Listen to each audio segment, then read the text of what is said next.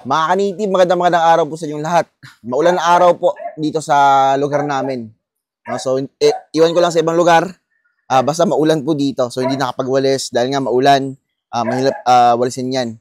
So, ngayon, si Pogi. Yan. Nagpapakain siya ng mga alaga nating manok. Yan, yun na sa ating mga higanteng mga alaga. Itong kinagandaan dito sa pag-aalaga ng manok, rain or shine siya. So, rain or shine din po yung trabaho natin. No? Kahit maulan, kailangan natin sila pakainin. Dahil nga, kahit mainit or maulan, ang mga manok po natin ay nangingitlog. So, napapansin nyo, ito yung bagong lagay natin na lalaki dito sa ating breeding pen number 2 na Rhode Island Red. Dito siya nagsistay dahil nga takot siya sa mga alpha doon. No? So, merong dalawang alpha. Dalawang alpha sila, no? Walang mas sigit sa kanila dahil hindi po sila nag-aaway. Yan. No? So, tignan natin sa loob. Dito muna tayo sa ating breeding pen number 2. Itong mga damo po na nakikita nyo sa baba, yan po yung dahon ng lansones tsaka ng ating mga mahogany. Marami kasing kahoy dito, kita nyo naman. Yan. Pero nagpapawalis tayo dito, once a month, okay na po yan. Tapos disinfect lang po tayo once or twice a month gamit yung Microban Abi natin. Yan. Edad dito ay 10 months old. May tahid na po yan. Itong Rhode Island Red natin, mas madaling tumubo yung kanyang tahid. No? Kung ikukumpara mo sa ibang klase ng manok, no? Halos same lang sila sa Black Australorp. Ito naman, yung ating 7 months old. Yan. So, dito din po siya. Dahil nga, merong dalawang alpha dito. Ito yung dalawang alpha natin. Yan. Sila yung nagbabanat talaga dito sa ating mga hens na mga Rhode Island Red. Yun. No? Rhode Island Red natin. Na mga production type. No? So, di po to show type, production type lang po to. Kulay nila ay dark mahogany or dark red yung kanilang color. Yan. Yung kita nyo yung likod na yan, medyo nakakalbo. Pero may mga tumutubo na. Tumutubo yan dahil sa ganda ng feeds natin. No? Kasi nga pure feeds gamit natin dito. Yan. No? V-Pro 4000. Yan. Or Gallimax 21. Pili lang po kayo. Ngayon, pinapakain ko Gallimax 21 kasi nga naubusan ng V-Pro 4000 dito sa lugar namin. So, Gallimax 21 ako. Pag naubusan naman ng Gallimax 21, doon ako sa V-Pro 4000. No? So, yun lang po yung nakasanayan ng mga manok natin dito. Hindi po ako gumagamit ng ibang brands na. Yun lang po yung dalawa. Gawang Pilmico at saka gawang Binovo. Yan. Napapansin natin, marami tayong Rhode Island Red dito. Kung ikukumpara nyo sa mga native natin. About naman sa native natin, dito lang po yan sa, free range lang po yan. Diyan lang po sumisilong sa gilid ng bahay natin. At sa ating kubo, tsaka sa ating parkinganan. Yan. May mga Shamu native pa tayo at darag, which is pinaparami din natin for consumption, tsaka pang-upgrade ng mga bumibili dito para sa kanilang mga native. Yan. Yung problema kasi sa native, lalo na kapag darag, ay mahirap siyang palakihin. No? Kasi nga, sobrang maliit siya kung ikukumpara nyo dito sa mga malaking breeds or sa Shamu native natin. Yan. Shamu native naman, hindi kasi masyadong malakas silang mangitlog. No, kasi nga native sila. Na syempre, dito tayo mag-expect ng mas maraming income. Yan. For meat production naman, syempre doon tayo sa native. Pero kung for business talaga, ito yung masasabi ko na mas mabilisan. Rhode Island Red, Black Australorp, Rhode Island Red, no? Yan, kita niyo yung Rhode Island Red natin. So, ganitong setup lang, marami tayong naka-harvest everyday. Rain or shine yan, no? Kahit ano pang klima, kahit bumabagyo pa, basta't may pasilungan ng yung manok natin, yan, talagang sila po'y nangingitlog. So, technique lang dito, magandang feeds, magandang painuman, no? Malinis palagi. No, yun po yung at kailangan lang ng manok. So, may Black Australorp dito na nakasali. Yan, lumipad na naman siya dito. Siguro may type siya dito na lalaki. So, lipat naman tayo sa kabila. Yan. So, rain or shine talaga to, no? Yan. Kaya nga rain or shine din po yung pagpapainom namin at pagpapakain. Yung kinagandaan lang dito, no? So, iniisip kasi dito sa mga alaga kong manok ay sila yung another na trabahante natin. Yan. Kaya, dapat pakainin natin sila. So, yung pinapasahod natin sa kanila ay, syempre, yung kanilang pagkain. Yan. No? So, same din po sa tao, no? Sumasahod para may kainin. Yan, para mabuhay. Yan, at para mabigay natin yung mga kailangan nila.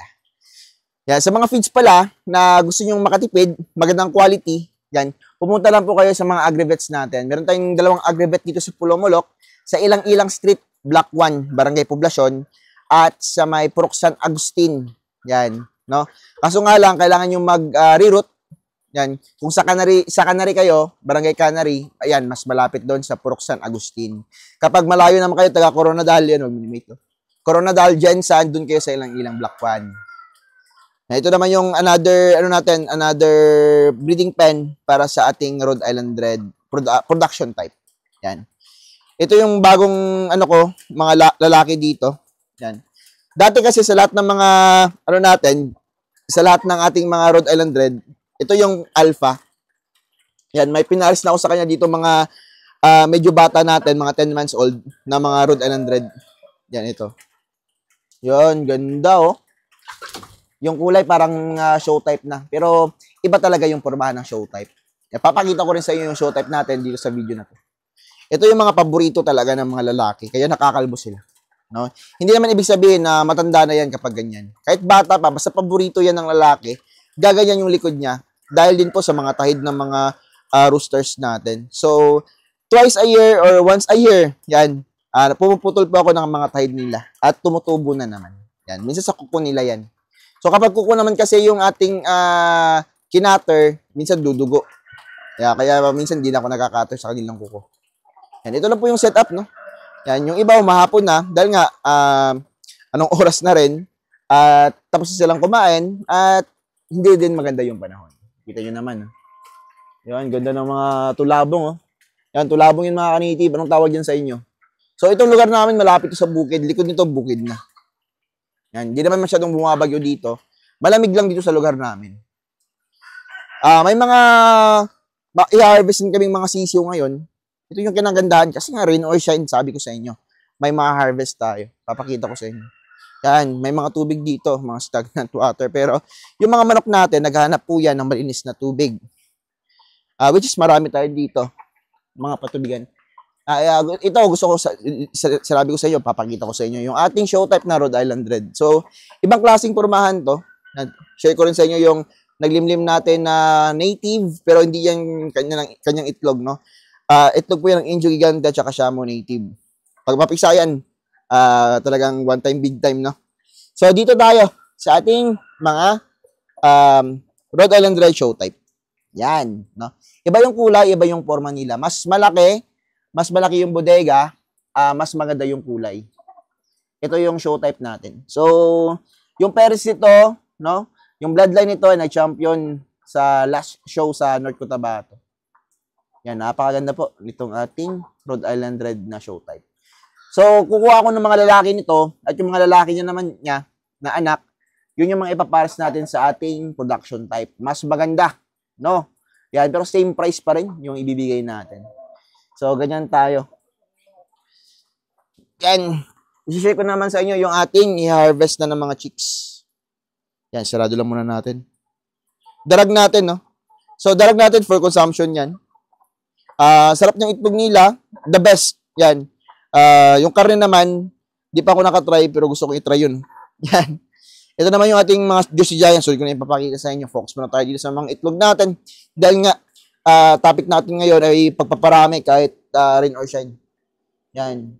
Itong mga incubators naman natin, kahit mag-brand out ka ng ilang oras, wag lang 24 hours. No, malaking epekto yun. Yan. Ito, ikukulong natin ito mamaya. Kasi inaabol niya na yung ibang mga roosters na binaba. Yan. At ibang manok dito na nakababa. Yan. So, binababayan sila para ma-exercise nila yung katawan nila bago sila ikulong doon sa kanilang mga kulungan, no, for breeding. Yan. Si Elastico, napakalaking manok niya, no? Uy! Yan. Ganyan po kaganda itong ating mga manok. Yan. May mga poops dito pero minawalisan yan kada hapon. Ito naman yung i-harvest natin ngayon. Yan. So, dito may napisa din na 3 gigante at 2 Shamo Giants. Yan, marami to, no? Mamaya bilangin namin. Yan, at bukas i-upload ko yung mga na-harvest natin. So, sa harap lang kasi to, no? Sa likod na banda, hindi pa natin makita. Hindi ko rin dyan nasilip, no? Dahil kapag nag-hatching po ako, hindi ko masyado binubuksan. Napakaganda ni elastic ko. Yan, tangkad, oh. Bata pa po to. Yan, matangkad.